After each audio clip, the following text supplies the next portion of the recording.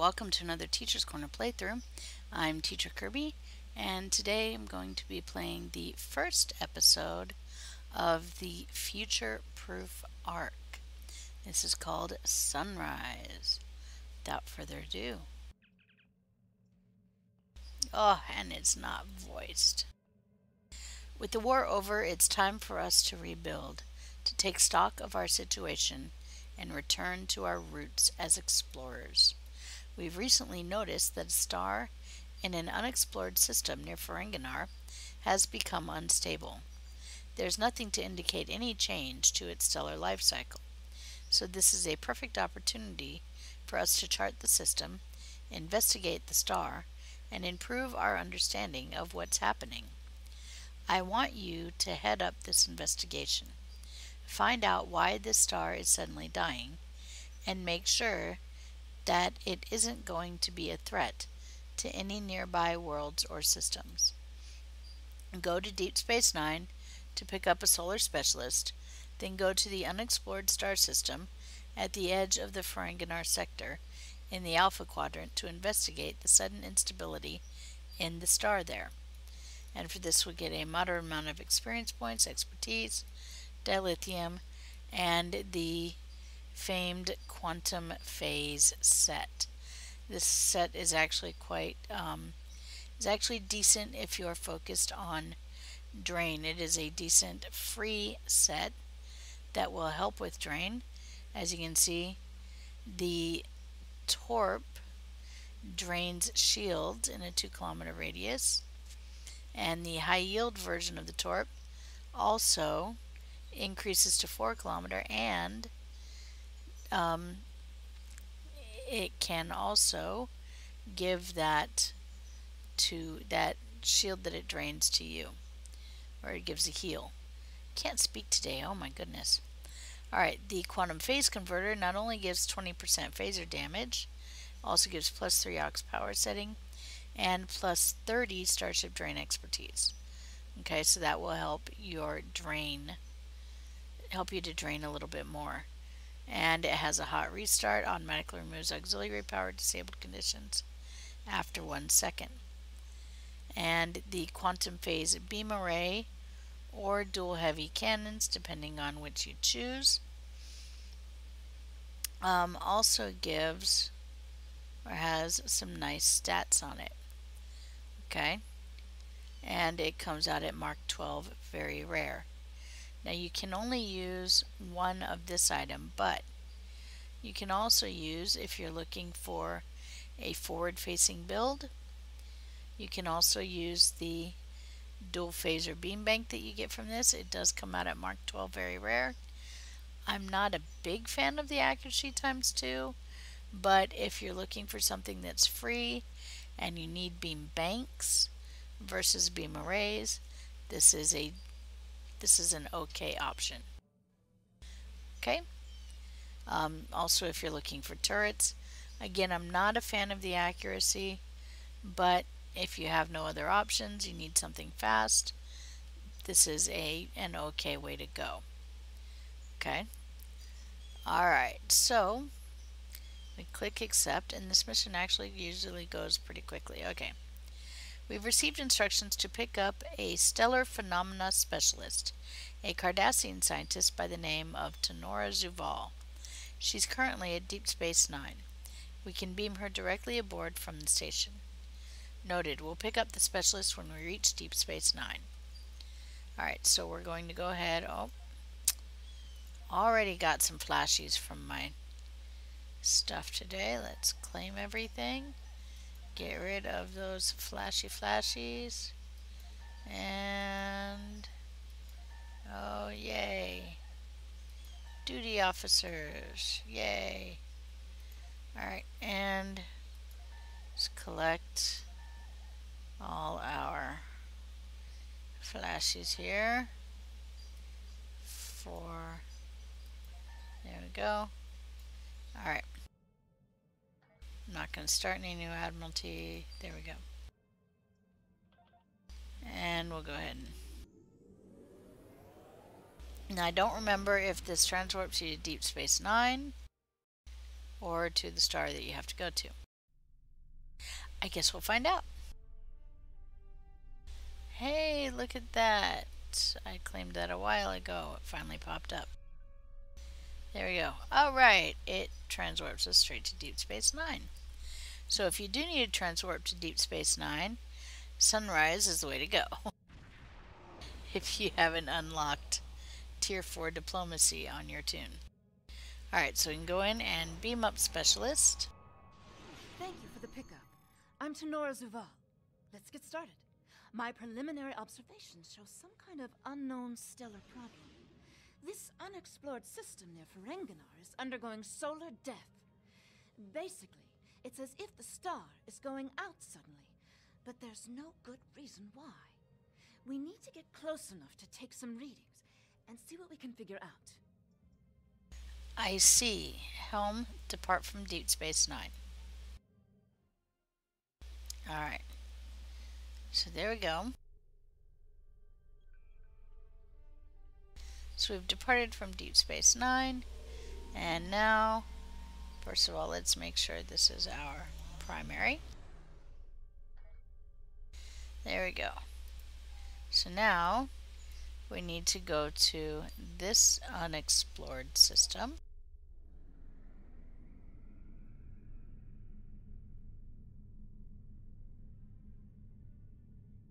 And unfortunately, there's really no way to get there any faster, but I can use Slipstream.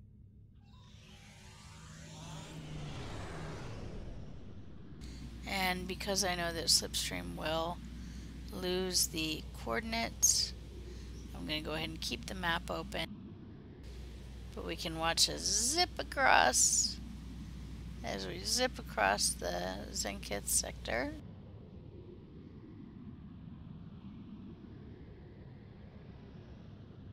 There we go.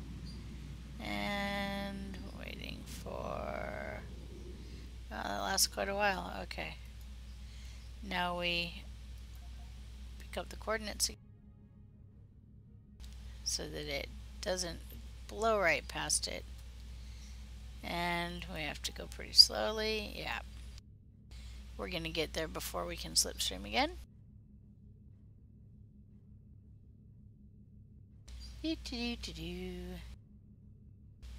Alright.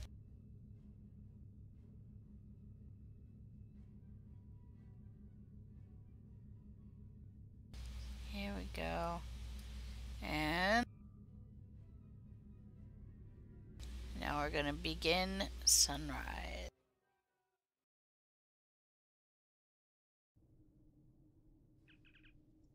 We've arrived in system. About 0.5 AU from the stars, sir. Still no indication of what's causing the stellar decay. Detecting only gas giants in system. No signs of rocky planets other than the occasional moon for these Jovians.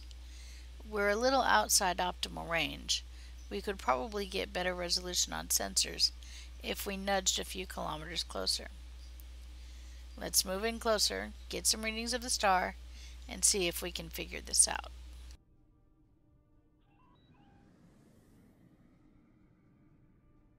Alright, so we're at the optimal point. And there we go. Well, we're close to the optimal point. Getting swamped with solar radiation. Try reducing the gain on your sensors.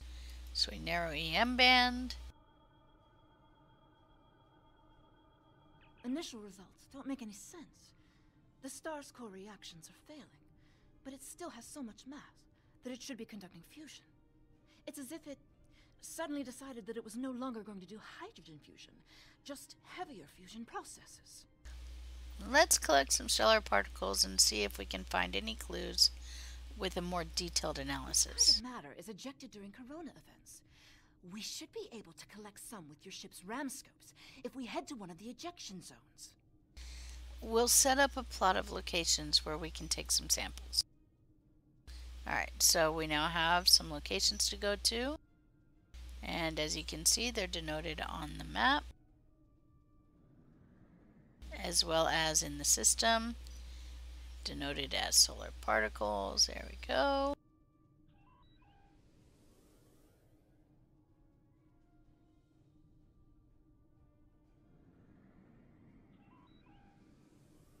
I never realized they were different colors like that before.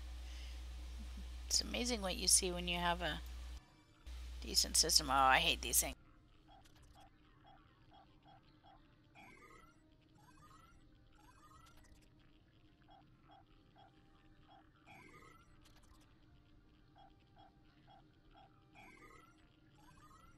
I really hate these things. Just when you think you got it, it goes and changes on you.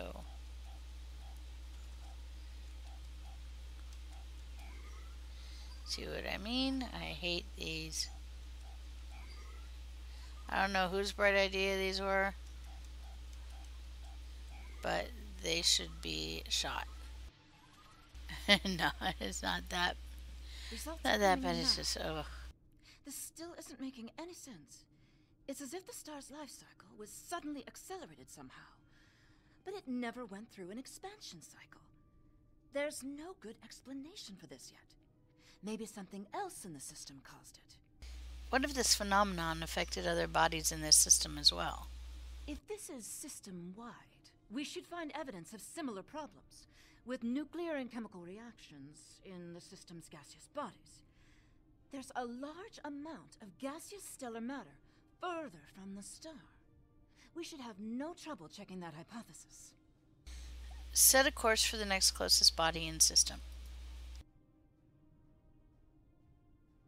And so we come to the next closest body in system.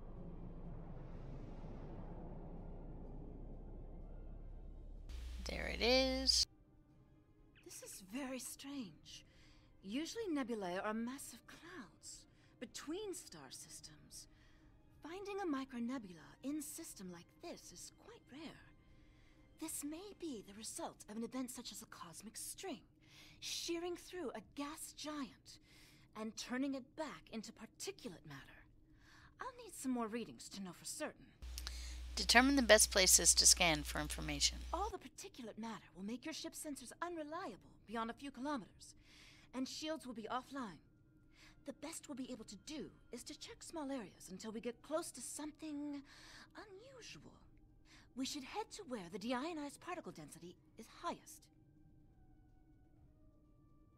So we use our scanner's default V key to find anomalous particles in the nebula. Switch to short-range scanners. So if you've reassigned the V key, as I have, you can use the scanners up here where it says there. So switch to short-range scanners. And so I'm going to switch. I'm going to head there.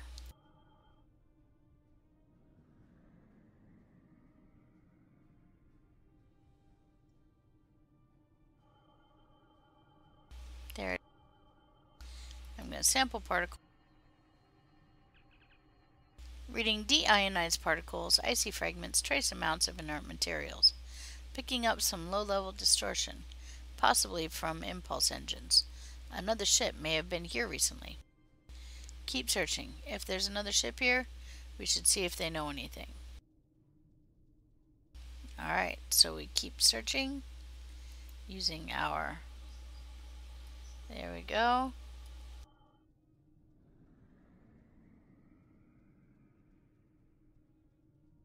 And I'm going to keep hitting it. Looks like it's on the other side of this rock, which we call an asteroid in space.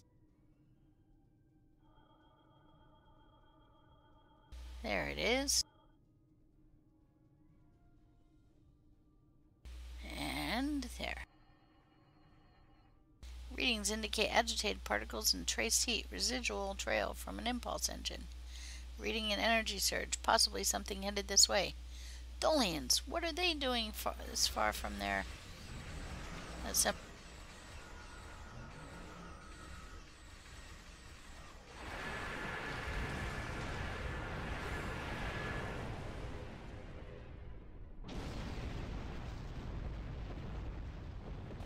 I think we got him. Data is coming in now. Nothing unusual coming in from the nebula, but those Tholian ships were quite far from home. Unfortunately, they can't give us answers. Looks like there's some heavy ionization on the far side of the nebula, though. as if it's receiving some kind of reflected radiation from one of the gas giants. Set course for the gas giant. Alright, so we head to the gas giant.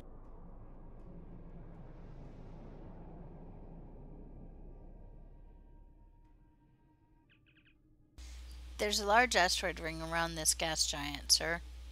We're reading a few metallic asteroids and some low-level radiation. Maybe some additional clues, but nothing concrete. There's a lot of small debris moving at high speed here. Nothing we can't clear up with our weapons, but we'll just need to make sure not to miss. Helm, stand by for evasive maneuvers.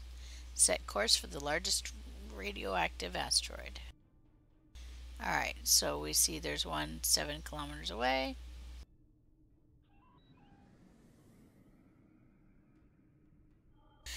So we scan it. This asteroid is mostly silicates with a few small deposits of iron and magnesium, nothing particularly special. Move on to another asteroid.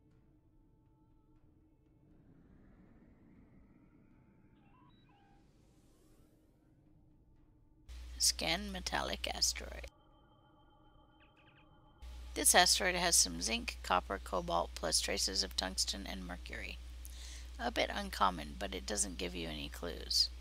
Move on to another asteroid. There we go. And the next one, 10 kilometers away.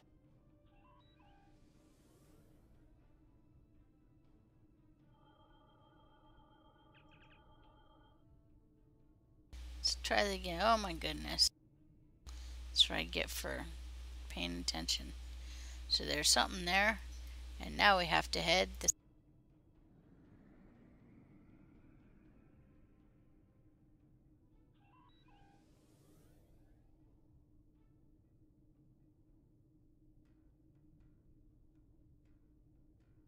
Putting an optimal location for scanning the gas giant and its moons should be on the display now. And again, now we're going this way. Follow the arrow on your mini-map up here. It will never lead you astray.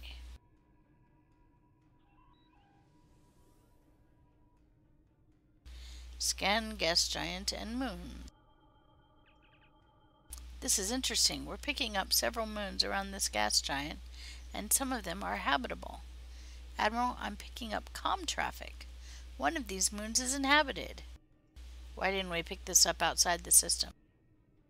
There are thousands of background signals in space, sir. Many from civilizations we haven't encountered yet. Since a preliminary long-range scan of this system showed no Class M or L planets, it seems that nobody thought that it would be inhabited. Our computers just classified these signals as ambient background until we were right on top of the transmitters. Universal Translator is updating now. Any signs of starships or bases? A few minor orbital facilities. Significant industrial infrastructure. 8 billion inhabitants. Sir, I'm picking up a few low-power warp trails. Nothing the size of a starship. Maybe a handful of probes. There's evidence that we've come across an early warp-capable civilization here. Let's conduct a few more scans. If this is a warp-capable society, when we make first contact, we don't want to seem hostile. Greetings, unknown vessel. This is Administrator Kumarke. Please provide identification. This is Admiral Scotty of the USS Teacher's Corner. I represent the United Federation of Planets. Welcome to Lukari. Visitors here are rare, but we're always gratified by the chance to meet and exchange information with travelers. I regret that you have arrived at a difficult time. You may have noticed that our home star has become unstable. I'm leading a project to try to reignite the star.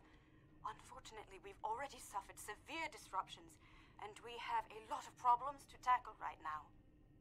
You've had visitors of other species, or we've noticed the problems to your star, we came to investigate. Why is this happening? Why this is happening? These problems started only recently, just a few days ago. Our astronomers noted a significant shift in the star's output, and now it looks like it's guttering and dying. If we can't solve this problem, it's the end of our species. I'm the project leader for our solar probe team. We're going to try to restart fusion with a quantum chromodynamic accretion burst, but honestly, this is a colossal problem, and it may be beyond us. My ship is part of a larger fleet. We have advanced technology and we may be able to assist you.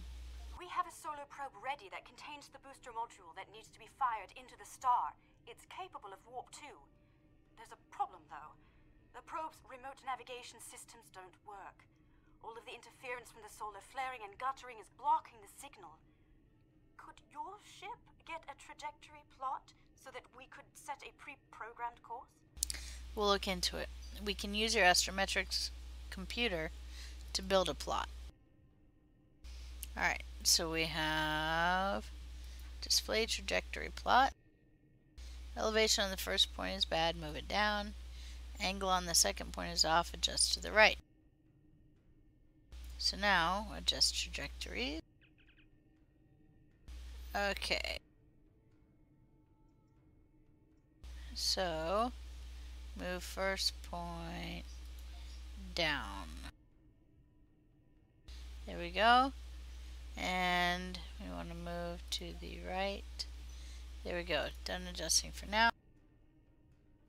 Alright, and display trajectory plot, and it should be green. And yes, and everything is green.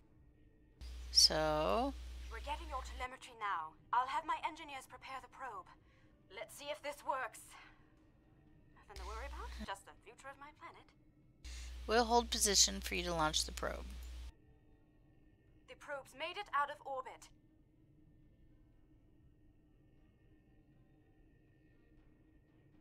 There's the probe.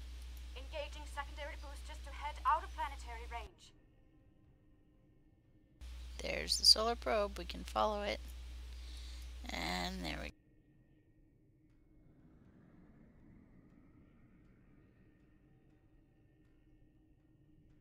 It's gone to warp.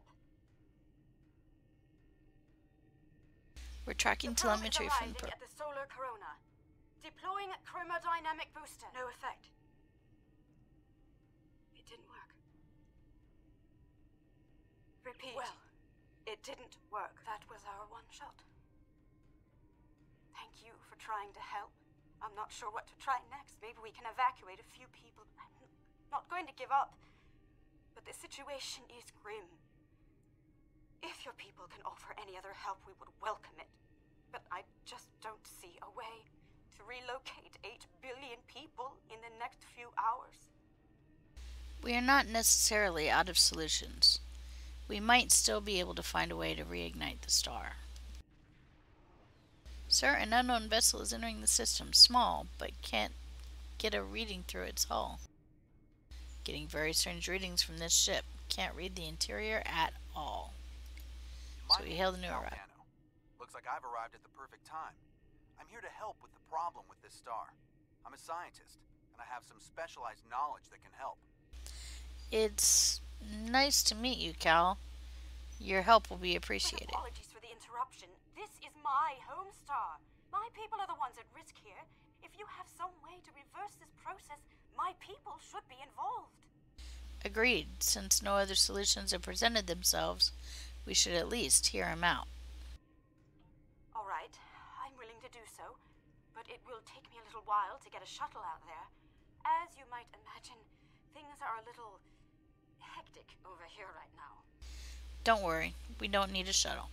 You won't be able to get a lock on my ship interior due to the subspace manifolds. I'll go ahead and bring you aboard. Ready for transport. And of course we get to bring our engineering team.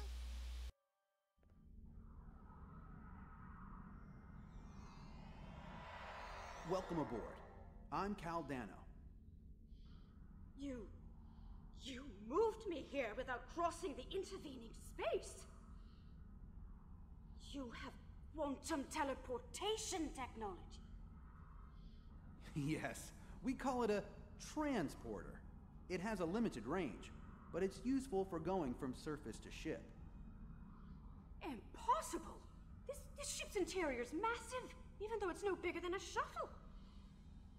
My ship uses compactified subspace folds. It's bigger on the inside. Right now, though, we have bigger issues to handle.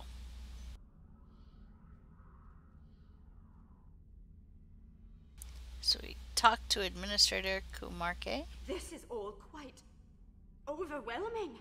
This Caldano person is another stranger from somewhere else? And you're here to help with our dying star? Yes, we came to investigate the star, and now we're involved.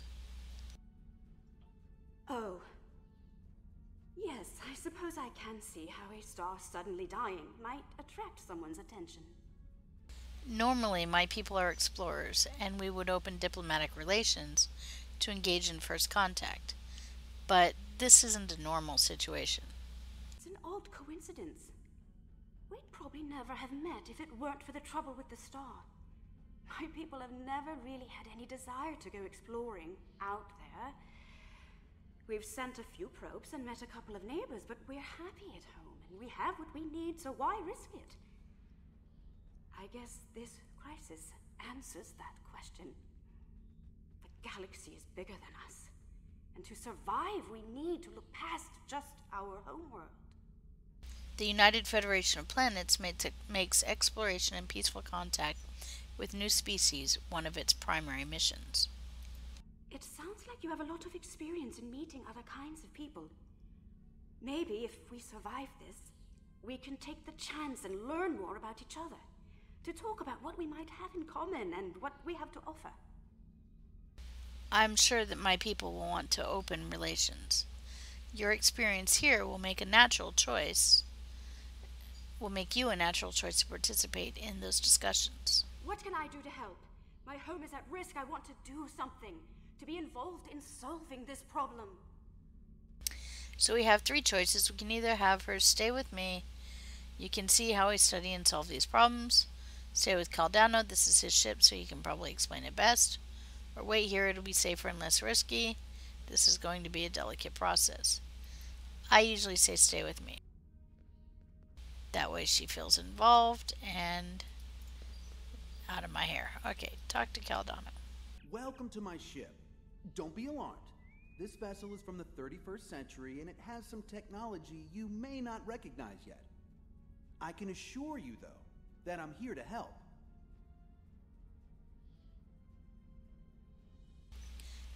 That explains why I wasn't able to scan through your ship's hull, or how you are able to have technology that can repair a dying star. Correct. I'm associated with the temporal division of, well, let's just say that I'm an ally from the future, and I'm here to save the Lucari star.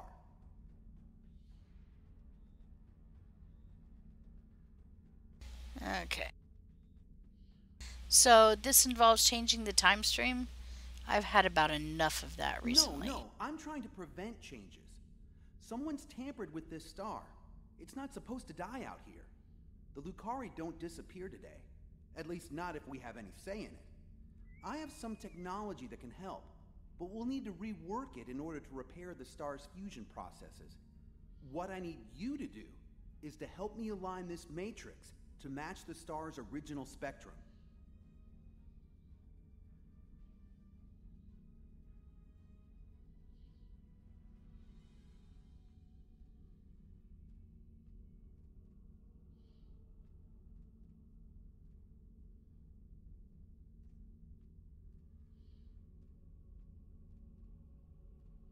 Okay, had to handle that PM there. I like to answer them whenever I get them. Alright, so we have some technology that can help. Use the console, set the matrix correct. Alright, I'll try and align the matrix. The device's main power state from So we're going to go to the consoles, and we're going to adjust the different spectrum.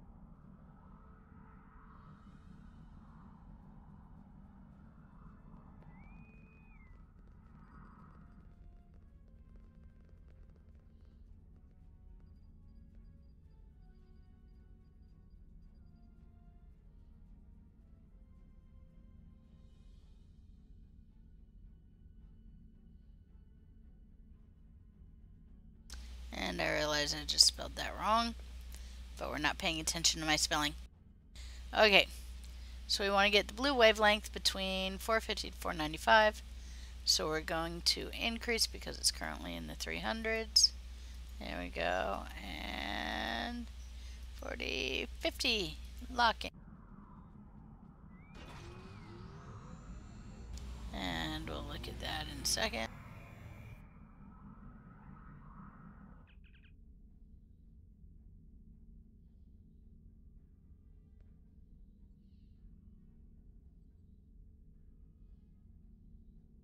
Sir, while scanning I got some data on Caldano, and it's a little surprising. He seems to be a hybrid of human and Vulcan, with a small amount of DNA from the people of this world. Apparently, at some future date, these people, the Lucari, have a stronger tie with the rest of the galaxy. So he's not just protecting this planet, he's protecting his own ancestors from annihilation. This actually means he's probably more reliable. Let's finish repairing this star. Alright, so that's one. And let's come around and do the next. And adjust the red spectrum. Okay, before we do that, let's go ahead and collect our flash. There we go. Alright, and so we want to decrease this time because it's too high. 60, 50, there we go. Lock in wavelength.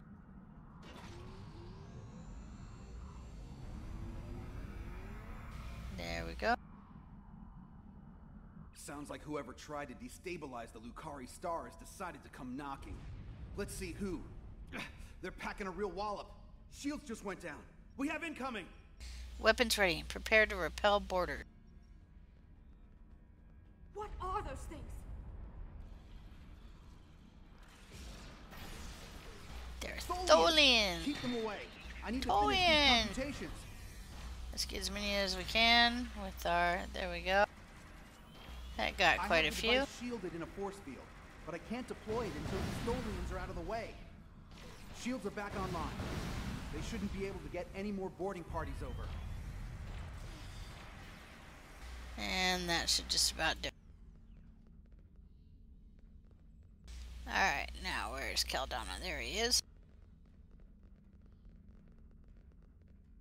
Talk to Caldana. We've got a breather. Now I just have to charge the device and prepare it for use. In just a few minutes, it'll propagate a quantum wave shift that should correct the star's stalled fusion process. You should head back to your ship, and I'll send the administrator back home. Return to ship.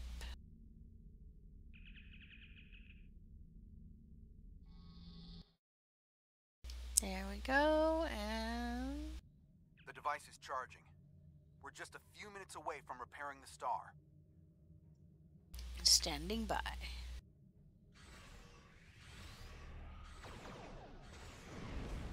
Just one. Now the Tholians want my quantum phase inhibitor.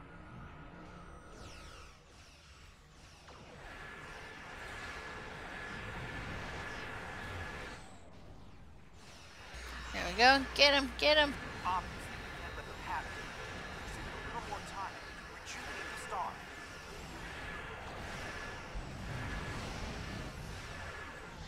Let's get those Tholians. Any more? I think we got them all. There may be more coming. Yep, there's more coming.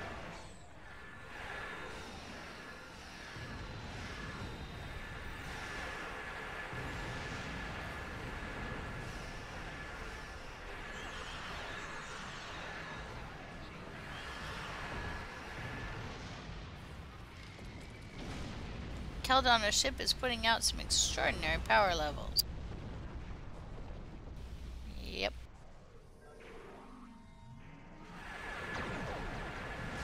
And some more. There we go. That was pretty quick work there.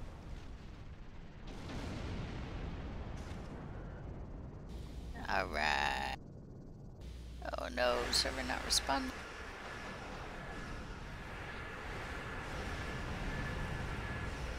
go.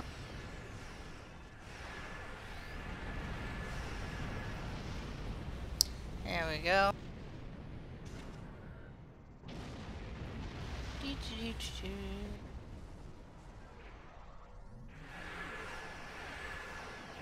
And there's some more. They don't make this easy, do they?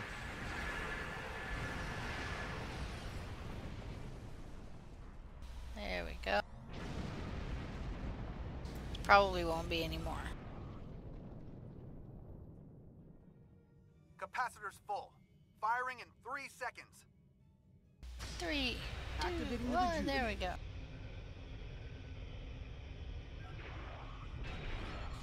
And it works. It's Oh, working. maybe. Look at the star. Check the spectral readings. The fusion process is reigniting, and it's returning to normal. Readings are stabilizing. The shockwave should be barely noticeable by the Lucari. Some of those ships have just arrived at our home system. They're attacking our homeworld. We don't have any way to repel starships like this. Please help us. On our way. Alright, so now we have to go and help the Lucari. Please, you have to stop Alright, them. so We first... don't have any warships or space weapons. Yes. Okay. There we go. And let's claim as much of this as we can. Because, you know, stuff is always good to have to sell. And cancel. There they are.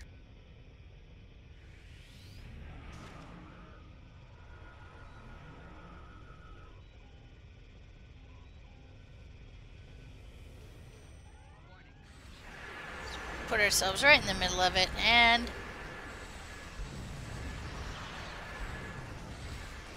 let's throw some, yep. Help if I actually remembered to, like, turn off my engine.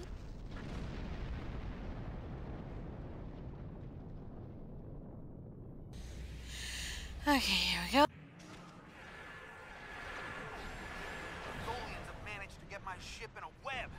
I need your help. Uh-oh, there they... Let's head over to Caldano.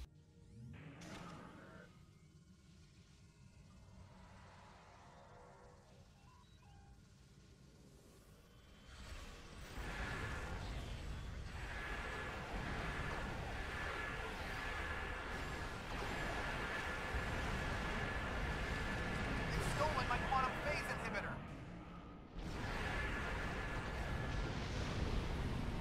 Oh no, they've stolen the Toxutot.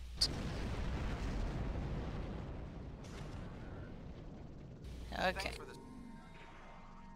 let's try that again. Thanks for the save, but the Tholians managed to steal the Tox Uthot while they had my ship webbed. That must have been their plan all along. My data suggests the Tholians use a trilithium warhead to destabilize the star, but the amount of resources needed to build such a weapon makes it inefficient to say the least. No, I suspect somehow they knew I would come here to save this star, and I would bring the Tox Uthot. Fortunately, the Lucari star is safe. However, nobody else will be, as long as the Tholians have that device. They could use it to snuff out or destabilize stars anywhere they want. We'll have to get it back from them somehow. But that means we have to figure out their next target. I have some thoughts on that, but I will need to do some calculations. These events, and the Tox Uthot itself, are tied up in the Temporal Cold War. The Tholians may not care, but by using the Tox Uthot, they risk distorting the timeline by wiping out civilizations that are supposed to survive into the future, such as the Lucari. I'll be in touch. At least now the Lucari will have a promising future. Understood. Caldano is correct. You have preserved our future. My people will be forever grateful, not to mention my personal gratitude, of course. I think we have a bright future ahead of us, if you'll forgive my play on words. I am eager to see where it leads. Thank you once again. My people will contact you again soon. We have many matters to discuss. I wish I could ask you about your science, your trade, your society. Oh, I suppose there will be time for all of that now that our crisis has been averted. Won't there? First contact with other species is one of our most important duties. Our initial meeting has shown promise for an exchange of culture and knowledge. Oh, I think our friend the administrator here is going to need a ride home. Would you mind? If you'll pick her up and take her home, I'll start looking for more data about the Tholians' plans. We'll rendezvous with you shortly. So now we need to... Okay, we're close enough so we can transport the ambassador. And Caldano's gone, and now we take her. An amazing amount of information about what happened to this star. Thank you for bringing me along. Once we're back in Allied space, I'll take a shuttle home.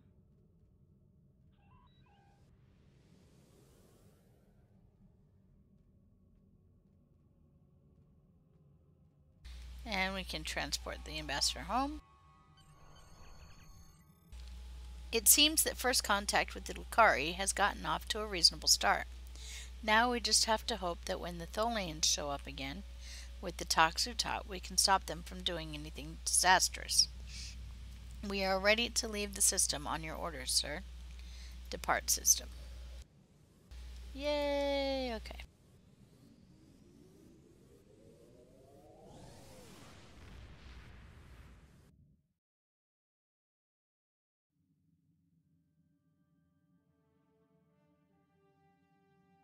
Alright, and now we hail command. A first contact is a significant event for the Federation. We will be glad to open a dialogue with the Lucari people. Unfortunately, the loss of the Toxutot is troubling. We have some reports about this device from when Jean-Luc Picard encountered it on Ryza in 2366. And obviously, we can't let the Tholians keep a piece of future technology that can destabilize stars. But we'll have to deal with that later. And we get our things, and just in case I decide I want it or decide to use it, I'm going to get the quantum phase torpedo. So this was Sunrise. Join me for the next episode, Stormbound. See you there.